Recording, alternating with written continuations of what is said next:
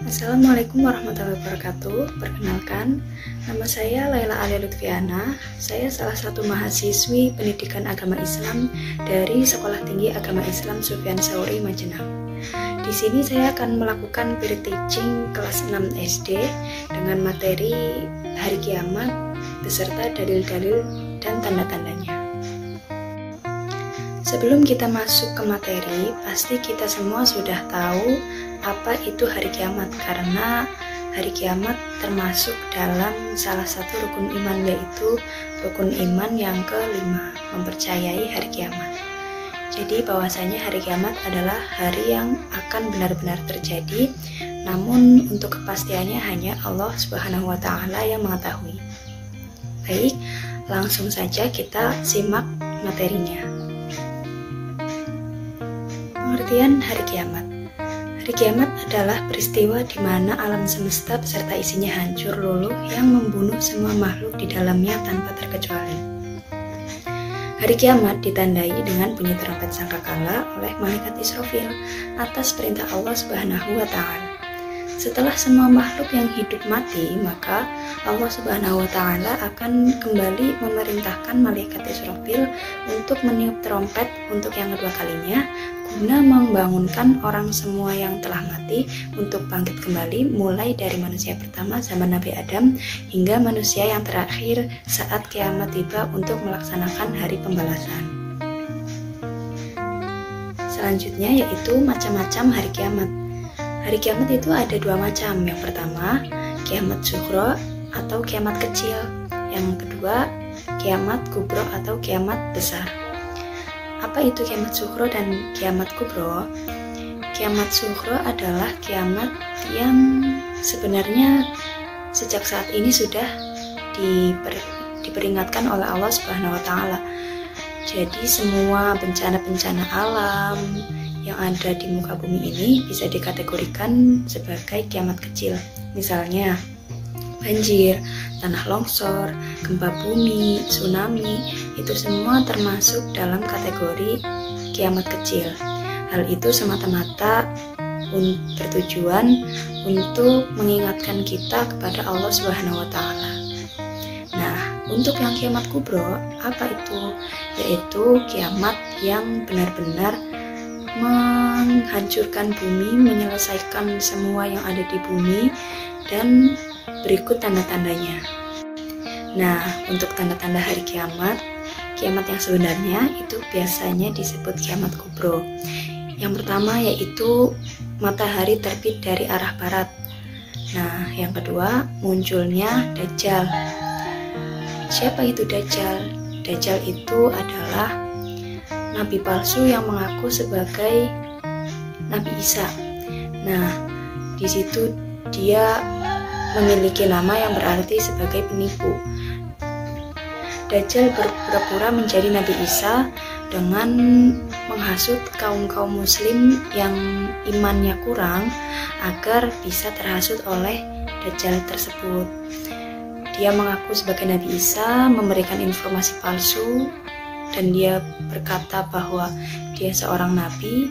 Pasti untuk orang yang awam atau untuk orang yang imannya kecil, dia akan percaya kepada Dajjal tersebut, padahal Dajjal itu adalah nabi palsu. Nah, yang ketiga, bumi diselimuti asap. Jadi semua bumi itu gelap karena terselimuti oleh asap seperti kabut yang sangat lebat. Yang keempat, turunnya Nabi Isa alaihi salam. Kenapa Nabi Isa turun kembali? Karena Nabi Isa diperintahkan oleh Allah Subhanahu wa Ta'ala untuk membenarkan bahwa dialah nabi yang asli. Nabi Isa ini bertujuan untuk memerangi Dajjal, karena Dajjal telah mengambil namanya untuk menyebarkan kebohongan. Di sini Nabi Isa bertujuan untuk meluruskan semua yang sudah dikacaukan oleh Dajjal. Nah, yang kelima, keluarnya Ya'juj dan Ma'juj. Apa itu? Ya'juj dan Ma'juj adalah sebuah kelompok di mana itu adalah dua kelompok, bukan satu kelompok. Jadi Ya'juj dan Ma'juj itu adalah dua kelompok yang berstrategi bersama untuk kembali menghancurkan umat Islam, karena sebelumnya Dajjal telah gagal memerangi kaum muslim karena sudah dibenarkan oleh Nabi Isa. Maka dari itu muncul Yajuj Majuj untuk kembali menghancurkan umat Islam di bumi ini. Kemudian yang keenam adalah muncul hewan melata. Hewan melata itu sejenis reptil, namun kemunculannya baru pertama kali pada saat hari kiamat itu. Sebelum-sebelumnya hewan ini belum ada. Jadi hewan ini muncul pada saat hari kiamat terjadi. Nah, yang selanjutnya itu dalil hari kiamat. Jadi kita menerangkan hari kiamat semata-mata bukan karena kita iseng atau kita mengada-ngada adanya hari kiamat, namun memang hari kiamat sudah difirmankan oleh Allah Subhanahu wa taala pada surat Al-A'raf ayat 187 yang bunyinya, Bismillahirrahmanirrahim.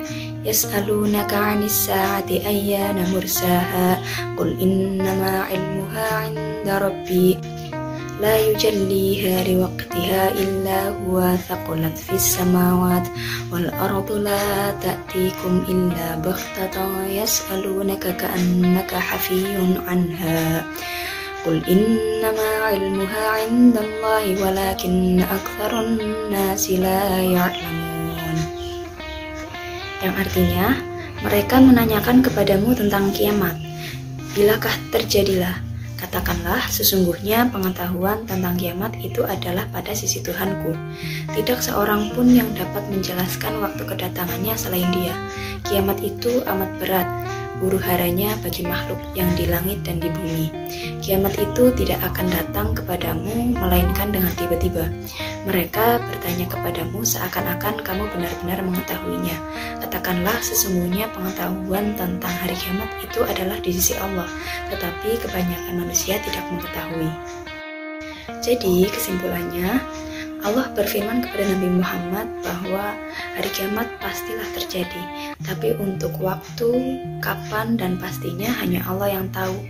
Dan hari kiamat datangnya tiba-tiba, maka dari itu kita harus percaya bahwa hari kiamat itu pasti tiba dan kita harus mempersiapkan amal-amal yang baik untuk mempersiapkan kematian kita. Bahwa kematian bukan hanya sebuah kematian, namun kita harus mempertanggungjawabkan apa yang telah kita lakukan selama kita hidup di bumi ini. Terima kasih. Apabila banyak kesalahan, saya mohon maaf yang sebesar-besarnya. Wallahul muwaffiq ila aqwamit thoriq. Wassalamualaikum warahmatullahi wabarakatuh.